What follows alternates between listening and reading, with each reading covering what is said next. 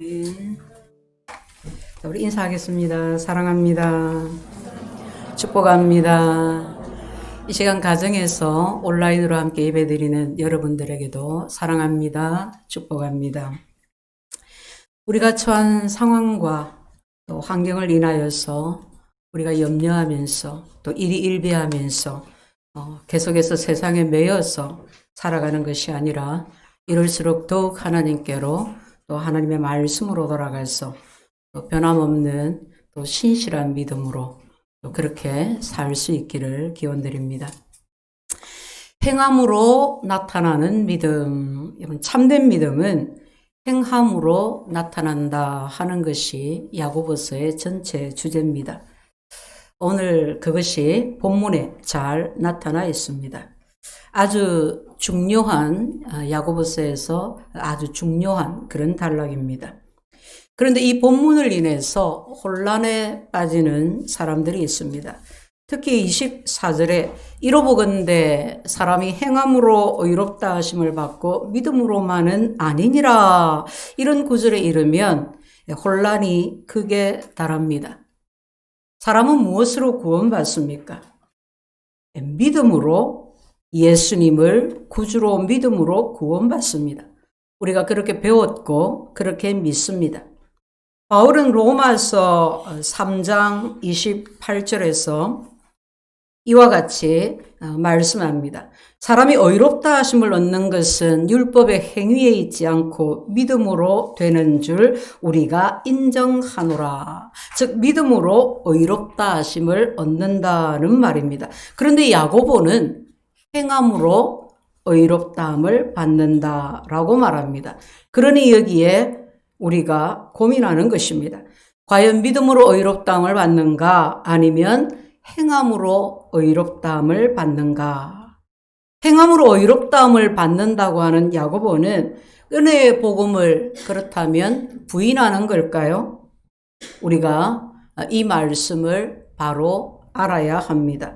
본문은 물론이고 야고보서 전체를 우리가 그래야 제대로 잘 이해할 수가 있습니다. 먼저 우리가 알아야 하는 것은 바울과 야고보가 복음에 대해서 서로 다른 의견을 갖는 것이 아니라는 것입니다. 사도행전 15장에 보면 교회사에서 아주 중요한 자리를 차지하는 예루살렘 공의회의 회의 내용이 기록되어 있습니다.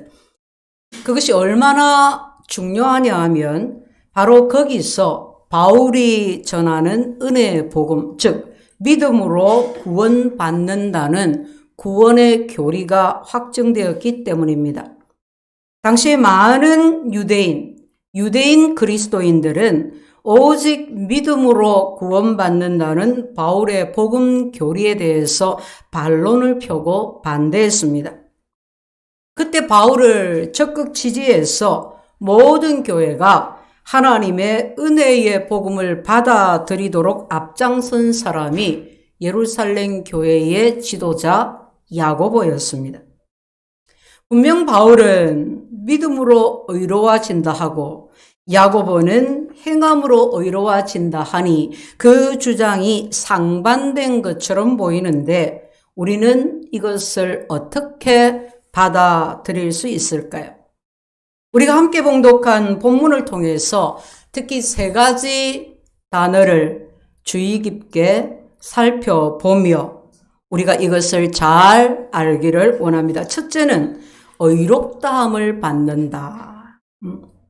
의로 여기셨으니 의롭다 하심을 받고 의롭다 하심을 받은 것이 아니냐. 이 의롭다함을 받는다는 이 원어는 두 가지 의미로 사용이 됩니다. 디카이오우라는 한 단어가 두 가지 의미로 각기 다른 의미로 사용이 되는데 첫째는 법적인 정의로 사용되었습니다.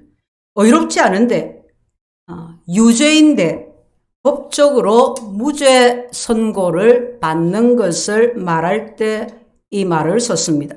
두 번째는 자기 안에 있는 내면의 의가 행위를 통해서 밖으로 드러난다는 것을 의미합니다. 우리가 예수님을 믿으면 예수님을 믿는 순간 구원받습니다. 하나님께서 성경을 통하여서 그것을 확실하게 말씀해 주셨습니다. 이것은 법적으로 의롭다함을 받는 것입니다. 여러분, 사실 우리가 의롭지 않습니다. 우리의 생각이, 우리의 행위가 결단코 의롭지 않습니다. 여전히 우리 안에, 우리 삶에 죄가 있습니다. 그런데 하나님께서 우리를 의롭다고 여겨주시는 겁니다.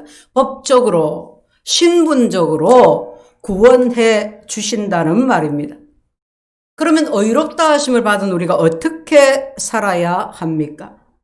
하나님이 주신 법적인 의로움, 즉 의롭다고 칭해 주셨다. 칭의를 받은 사람은 그 의를 자신의 삶을 통하여서 나타내야 합니다. 이것이 구원을 이루어가는 삶, 성화의 삶, 즉 과정적 구원입니다. 신분적 구원과 과정적 구원. 이런 바울과 야고보는 동전의 양면처럼 의롭다 하심을 받는다는 이 두 가지 뜻을 각기 다른 의미로 사용했습니다. 바울은 법적인 의미로 사용을 했고 야고보는 지금 드러내야 할 의로 사용했습니다. 신학자 하이즈는 이것에 대해서 바울은 구원의 뿌리를 본 것이고 야고보는 구원의 열매를 본 것이다 라고 표현했습니다. 구원의 뿌리가 무엇인가요? 우리가 구원받을 때 오직 예수를 믿음으로만 구원받는다는 것을 말합니다. 이 구원에 다른 어떤 것도 아무것도 더할 수 없습니다. 오직 예수 피로, 오직 예수를 믿는, 구세주로 믿는 믿음으로 구원받습니다. 이것이 구원의 뿌리입니다. 그러면 구원의 열매가 무엇입니까? 구원을 받은 뒤에 그 믿음의 뿌리를 내린 뒤에 우리 삶 속에 나타나는 믿음으로 말미암아 드러나지는 삶의 선한 열매를 말합니다. 또 어떤 신학자는 이것에 대해서 바울과 야고보를 이렇게 대조하기도 했습니다. 바울은 인생을 하나님의 관점에서 바라본 것이고 야고보는 인생을 인간의 관점에서 바라본 것이다. 믿음을 그렇게 하나님의 관점으로, 인간의 관점으로 각기 바라보고 그렇게 기록했다는 말입니다. 바울은 의롭다함을 받는다는 말을 아직 죄인이지만 여전히 죄 가운데 살아가지만 그러나 하나님께서 예수 믿는 그 믿음을 보시고 너는 의롭다 하고 선포해 주셨다는 의미로 사용했습니다. 은혜죠. 그래서 은혜죠. 은혜의 선물입니다. 그러나 야고보는 이 은혜의 선물을 이미 받은 신자들, 이미 체험한 신자들에게 말합니다. 의롭다함을 받는다는 말을 하나님이 주시는 영생의 선물을 받았음을 나타내기 위해서 너는 사람들 앞에 그 의롭다 하심을, 그 의를 보여줘야 한다. 그 의미로 야고보는 의롭다 하심을 받는다는 말을 썼습니다. 두 번째 본문에서 행함이라는 단어가 굉장히 많이 나옵니다. 거의 매 구절에 행함. 바울과 야고보는 의롭다함을 받는다는 이 용어만 서로 다른 것이 아니라 행함의 뜻도 서로 다르게 나타냈습니다. 바울은 믿음에 앞선 행함을 말했고 야고보는 믿음 이후의 행함을 말했습니다. 바울은 행함과 구원의 관계를 설명하면서 예수 믿기 이전의 행함, 즉 믿음과는 상관이 없는 행함을 논했습니다. 바울이 말하는 행함은 율법주의자의 행함이고 그리스도를 믿지 않는 자들의 행함입니다. 그러나 야고보가 말하는 행함은 의미가 다릅니다. 바울이 말하는 대로 우리는 절대 행함으로 구원받을 수 없어요. 절대 선행으로 구원받을 수 없습니다. 인간의 어떤 의로도 구원받을 수 없습니다. 예수님을 믿기 전에 누구라도 자기 행함으로 구원받을 자가 없습니다. 그러나 야고보의 행함은 믿고 난 이후의 행함을 말합니다. 예수님을 믿으면, 예수님을 믿고 나서는 삶 속에서 그 믿음을 행해야 한다. 믿고 나서는 행함이 중요하다는 것입니다. 바울과 야고보의 다른 관점입니다. 의롭다함을 받는다는 말을 서로 다른 의미로 사용했고 행함이라는 말도 서로 다르게 사용했습니다. 세 번째 단어가 믿음입니다. 우리는 믿음이라는 단어의 뜻을 잘 알아야 합니다. 야고보는 그냥 예수님을 구주로 믿습니다 하는 그 믿음 자체를 말하는 것이 아니라 죽은 믿음을 경계해라. 죽은 믿음이 뭐냐? 입술로 고백은 하는데 믿는데 사실은 안 믿는다 이 말이에요. 그 믿음이 전혀 보이지 않는, 그 믿음으로 전혀 삶에 나타나지 않는 그 믿음은 죽은 믿음이라는 거예요. 그 믿음을 경계하라는 것입니다. 그 믿음은 귀신들도 아는 거다. 지식적으로만 아는 믿음을 말합니다. 행함이 없는 믿음은 죽은 믿음이니라. 여러분 14절 말씀에 내 형제들아 만일 사람이 믿음이 있노라고 행함이 없으면 무슨 유익이 있으리요? 그 믿음이 능히 자기를 구원하겠느냐?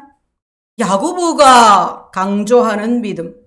야고보가 지금 예수 믿는, 예수님을 구주로 믿는 그 믿음을 부정하는 것이 아닙니다. 그 믿음으로 행하지 않는 믿음, 행함이 없는 믿음, 죽은 믿음을 부정하고 있는 것입니다. 사실 따지고 보면 바울도 야고보도 같은 복음을, 같은 은혜의 복음을 말하고 있는 것입니다. 야고보가 강조하는 행함이 있는 믿음이 뭘까요? 참된 믿음이 어떤 믿음일까요? 본문은 우리가 알기 쉽게 일상에서 세 가지를 예로 들었습니다. 왜냐하면 우리가 일상을 살아가기 때문에. 믿음은 지식에 머물지 아니하고 행함으로 나타나져야 하기 때문입니다. 첫 번째는 참된 믿음은 형제의 어려움에 적극적으로 개입합니다. 만일 형제나 자매가 헐벗고 일용할 양식이 없는데 그랬잖아요. 야고보는 교회 공동체 안에서 쉽게 적용할 수 있는 행함 있는 믿음이 무엇인가에 대한 예를 이와 같이 제시했습니다. 16절에 보십시오.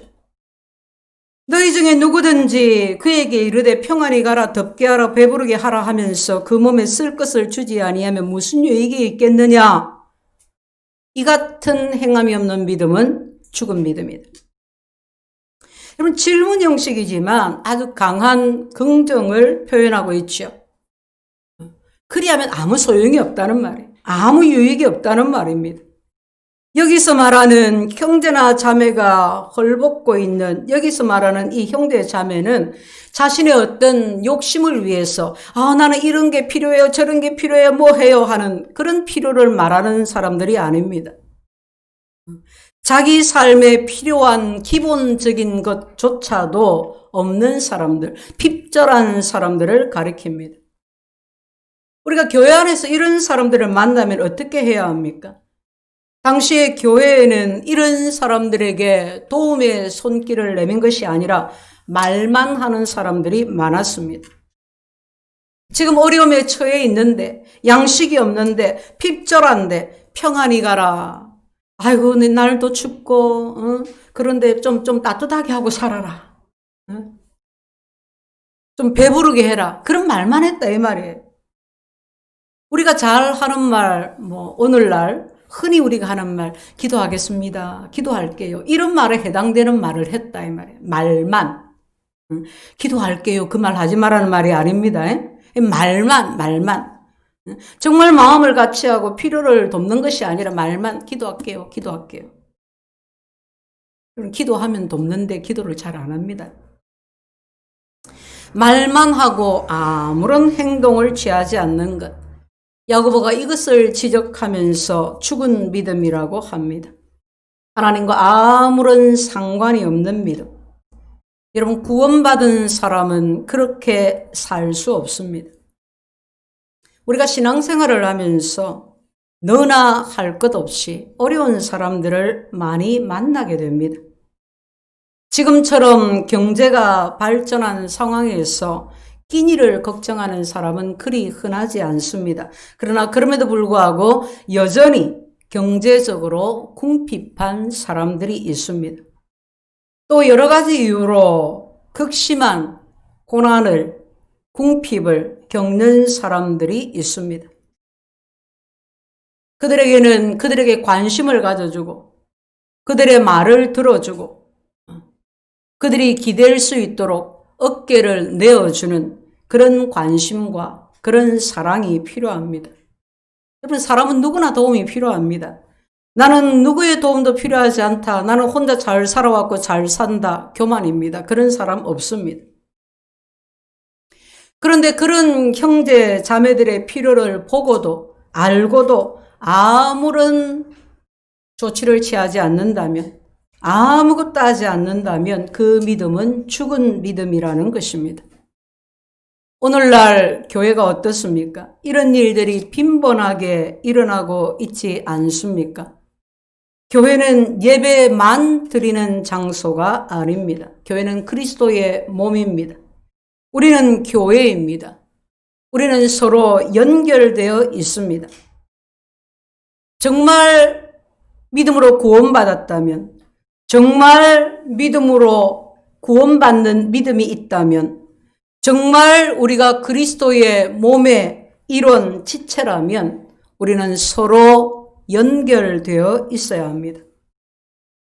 그러나 수많은 신자들이 일주일에 한 번 그저 교회에 나와서 예배만 드리고 흩어집니다. 그걸로 위안을 받습니다. 그래도 예배는 드렸다. 바로 옆에서 같이 예배를 드리는 교우에 대해서는 전혀 모릅니다. 알려고 하지 않습니다. 괜히 알면 신경 쓰는 일 생기고 좀 힘들고 어려운 일 듣게 되면 좀 마음도 불편해지고 도와줘야 되고 이런 표현을 많이 쓰더라고 사람들이. 괜히 그러다가 엮인다. 엮이지 마라. 그 사람과 엮이게 되는 것을 싫어하고 불편해하고 부담스러워하는 겁니다. 이것은 작은 교회를 기피하고 대형 교회를 선호하는 이유가 되기도 합니다. 여러분, 우리가 큰 교회에 그냥 탁 예배를 드리면 찬양이 얼마나 좋아요. 그 찬양단 찬양을 하는데 정말 그냥 온 교회 안이 하나님의 임재로 막 충만한 것 같고, 성가대가 얼마나 좋아요. 그 악기 스트링까지 막 너무너무 좋은 거예요. 은혜로운 찬양이 넘치고 예배가 화려하고 웅장하고 너무 좋아요. 그런데 누구와도 연결이 되어 있지 않습니다. 연결되기를 꺼리는 것입니다. 큰 교회 다닌다고 어떤 집사님이 그러더라고요. 조용히 갔다가 조용히 오고 있습니다. 신앙생활 제대로 해야 되는데 제가 8년째 지금 그러고 있습니다. 안 물어보지도 않았는데 본인들이 다 그래. 본인들이 그러면 안 된다는 걸 알고 있어. 큰 교회에 이제 지인 전도사님이 큰 교회 가면 이제 1층, 2층, 3층 각 층마다 전도사님들이 쫙 다 나와 있습니다. 그래서 우리 교구에 누가 오나 안 오나 자기 맡은 교구의 식구들을 챙겨보는 거예요. 사역자들만 챙기는 거예요. 직분자들만 챙기는 거예요. 그래가지고 꼭 여러분 대형교회는 교회 건물을 잘 지어가지고 이런 기둥이 중간에 없습니다. 기둥이 어디에 있느냐면 저기 이제 2층하고 연결되는 그런 쪽에 기둥이 있잖아요. 전도사님 하는 말씀, 왜 하필 그 기둥 뒤에 앉는지. 조용히 와서 주변에 민폐 안 끼치고 조용히 예배드리고 간다는 거예요. 여러분, 만약 그렇게만 신앙생활 한다면 그것이야말로 성전 마당만 밟고 가는 그런 격이 되지 않을까요? 교회는 서로 연결이 되어 있어야 합니다. 그래서 힘들고 불편한 겁니다. 그래서 짐이 같이 느껴지는 겁니다. 어려워도 힘들어도 연결되어 있어야 합니다. 셀 그룹으로 연결되어 있어야 하고 교사로 어린이들을 청소년들을 또 가르치고 섬기면서 그렇게 또 삶을 함께하고 믿음을 나누고 또 교회 집사로 직분을 받아 봉사하면서 식당에서 식사당번이 되어 준비하면서 여러분 반말합니까? 아니에요. 그동안 있었던 일 이런 거 저런 거 얘기하면서 듣는 거예요. 그랬더나 이랬더나 그렇게 자연스럽게 서로를 알게 됩니다. 고민도 알게 되고 기도 제목도 알게 되고 그럼 그럴 때 어떻게 해야 합니까? 행동하라는 거예요. 행동하라. 참된 믿음은 행하는 믿음입니다. 너희가 사랑한다 하면서 말로만 사랑하지 말고 행함과 진실함으로 사랑해라. 여러분 사랑을 받은 증거는 형제에 대한 긍휼로 나타나야 합니다. 주님이 이것을 강조하셨습니다. 다른 사람에게 손길을 내밀어야 그것이 진정한 사랑입니다. 긍휼의 마음만 아니라 긍휼의 행위가 있어야 하는 것입니다. 참된 믿음은 어려운 것이 아닙니다. 행하는 믿음입니다. 또 믿음은 실생활에서 볼 수 있도록 드러나야 합니다. 그것이 믿음입니다. 그리고 어떤 사람은 말하기를 너는 믿음이 있고 나는 행함이 있으니 행함이 없는 네 믿음을 내게 보이라. 나는 행함으로 내 믿음을 네게 보이리라니. 어떤 사람은 논쟁을 하는데 아주 교묘합니다. 믿음은 개인의 문제다. 신앙은 개인의 문제라고 주장하는 사람들이 있습니다. 나는 분명히 믿음이 있다. 당신이 내 믿음을 어떻게 아냐? 함부로 내 믿음을 보이고 안 보이고 하면서 판단하지 마라. 이렇게 주장하고 논쟁하는 이들이 있습니다. 애석하게도 이런 사람은 드러나는 믿음의 열매가 하나도 없습니다. 여러분 사실 참된 믿음은 논쟁이 필요 없어요. 믿음은 논쟁이 필요 없습니다. 논쟁할 필요 없이 그저 그 믿음을 따라 살면 삶에 드러납니다. 한 번에 모든 것이 다 바뀌지는 않지만 모든 것을 다 잘하지는 않지만 생각이 달라지고 마음이 달라지고 언어가 달라지고 행동이 달라지고 그렇게 조금씩 달라지고 그것이 켜켜이 쌓여서 인격이 되고 그의 삶이 되고 인생이 되는 것입니다. 예수님이 같은 말씀을 하셨습니다. 우리 말씀을 한 구절 찾아서 같이 읽겠습니다. 마태복음 5장 16절입니다. 마태복음 5장 16절 우리 한 목소리로 봉독합니다. 이같이 너희 빛이 사람 앞에 비치게 하여 그들로 너희 착한 행실을 보고 하늘에 계신 너희 아버지께 영광을 돌리게 하라. 아멘. 너희 빛이 사람 앞에 비치게 하여. 너희 안에 빛이 있느냐? 예수가 있느냐? 그것이 비치게 해라. 그 빛이 뭐냐? 착한 행실이다 이 말이에요. 보이는 게. 그렇죠? 착한 행실을 보고라고 했습니다. 보고 보인다 이 말이에요. 참된 믿음은 보이는 것입니다. 드러나는 것입니다. 교회에서 드러나고 가정에서 드러나고 직장에서 드러나고 친구들 사이에서도 드러나야 합니다. 여러분은 어떠신가요?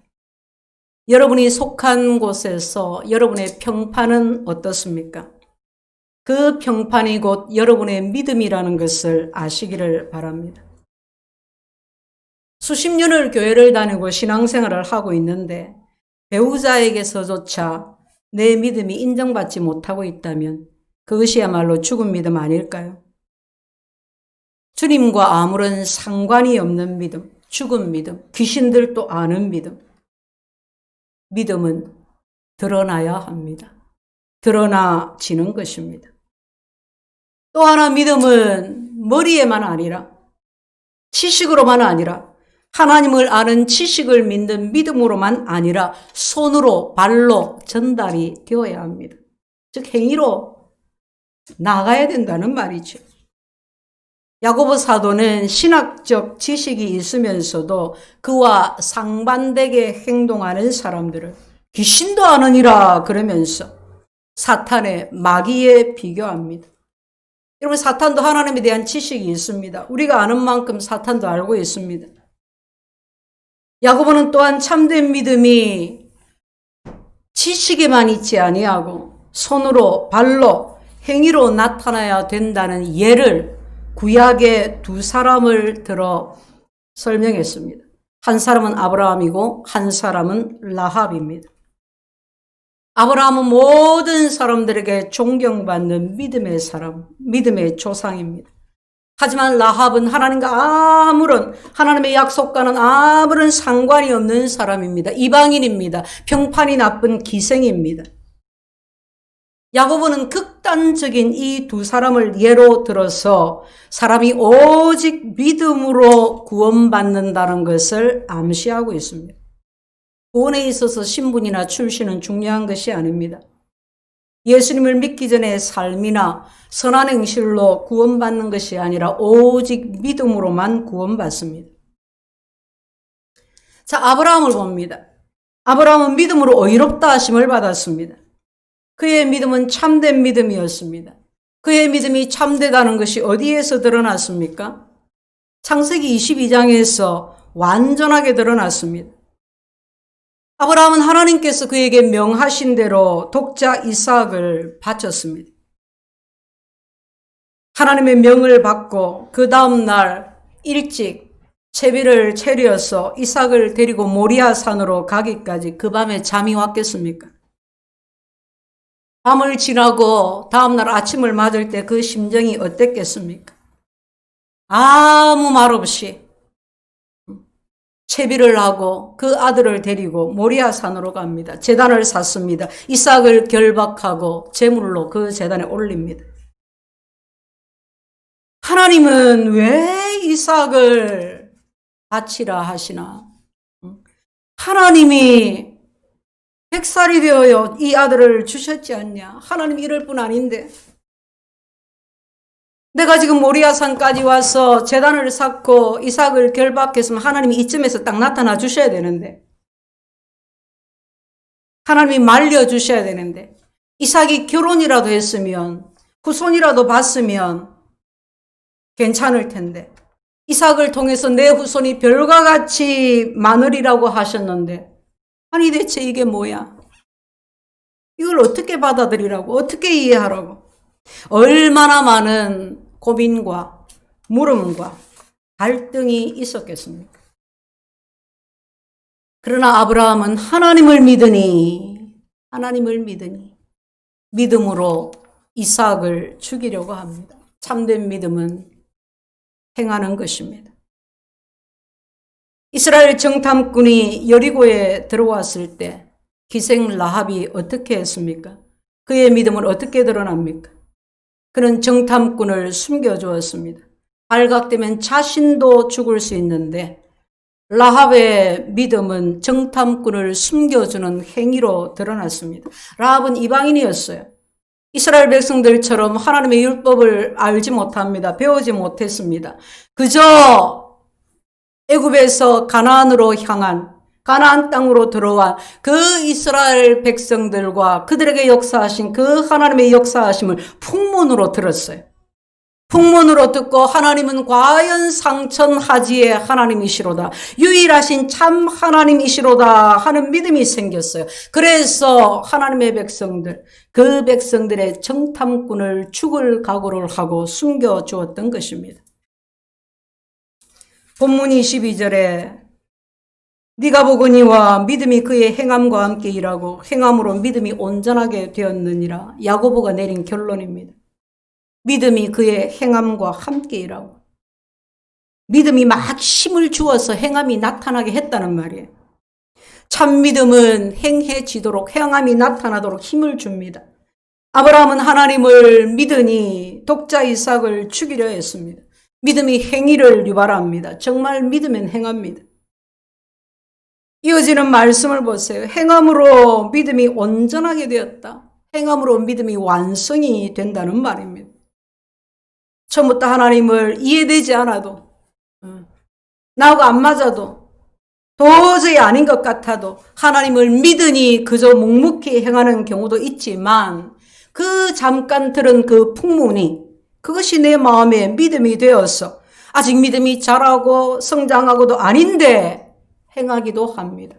또는 행함으로 잘 모르는 상황에서 행함으로 믿음을 얻게 되기도 합니다. 그런 예가 참 많이 있습니다. 이런 교회 나오시는 분들 대부분을 보면 가족의 전도를 통해서 또 친구의 전도, 강권을 통해서 교회에 나오게 됩니다. 예수님 믿고 신앙생활하게 되는 거의 한 7, 80%가 가까운 가족들의 전도입니다. 그런데 당연히 처음부터 완전히 믿어져서 나오는 게 아니잖아요. 그죠? 한번 믿어볼까? 믿는 게 좋다 하더라. 이제 그런 마음으로 오는 거예요. 근데 계속 교회에 나오다 보니까 믿음이 생겼어. 자꾸 하나님의 말씀을 듣다 보니까 하나님께 대한 믿음이 생긴 거예요. 우리 부모가 아이들에게 공부해라, 떼놓치면 공부 못한다, 지금 해라, 또 이렇게 해라, 이렇게 해야 된다, 이렇게 살아야 된다, 자꾸 얘기합니다. 근데 자식들이 그 부모 말이 다 이해가 돼가지고, 아멘, 아멘, 아멘, 이래서 하면서 그게 다 이해가 되어지고 깨달아지고, 그래서 믿습니다. 그러면서 행하는 아이들이 얼마나 있어요. 입이 툭 튀어나와도 그냥 하고.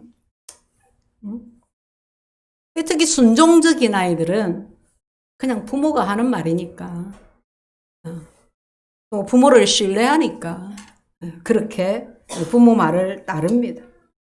그런데 이제 자꾸 부모가 하라는 대로 그렇게 하다 보니까 어떻게 돼요? 나중에 보니까 점점 그게 맞는 말이더라, 이 말.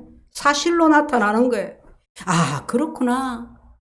엄마가 그러던데, 아빠가 그러던데 정말 맞는 말이구나. 맞아. 그래서 그 말에 대한 믿음을 갖게 되는 것입니다. 여러분, 믿음과 행함은 절대 분리될 수 없습니다. 믿음 따로 행함 따로는 없습니다. 있다면 그것이 바로 이단입니다. 26절 마지막 결론입니다. 영혼 없는 몸이 죽은 것 같이 행함이 없는 믿음은 죽은 것이니라. 사랑하는 성도 여러분, 우리 모두 추상적이고 관념적인 신앙, 예수 믿는 사람 뻑하면 말씀대로 살아야지요, 말씀대로 살아야지요. 관념적인, 습관적인, 이론적인, 감정적인 신앙을 버립시다. 행함이 없는 믿음은 죽은 믿음이고, 죽은 믿음은 하나님과 아무런 상관이 없습니다. 우리 한 사람 한 사람, 우리 모두 참된 믿음의 사람이 되기를 축복합니다. 자기 삶을 통하여서 믿음이 드러나는 사람, 다른 사람들이 볼 수 있는 행하는 믿음의 사람들 되기를 축복합니다.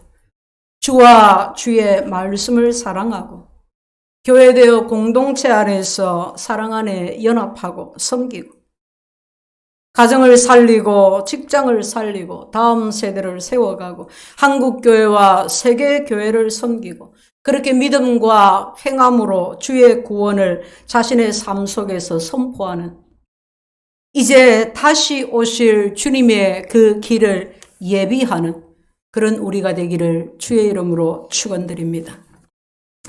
하나님, 우리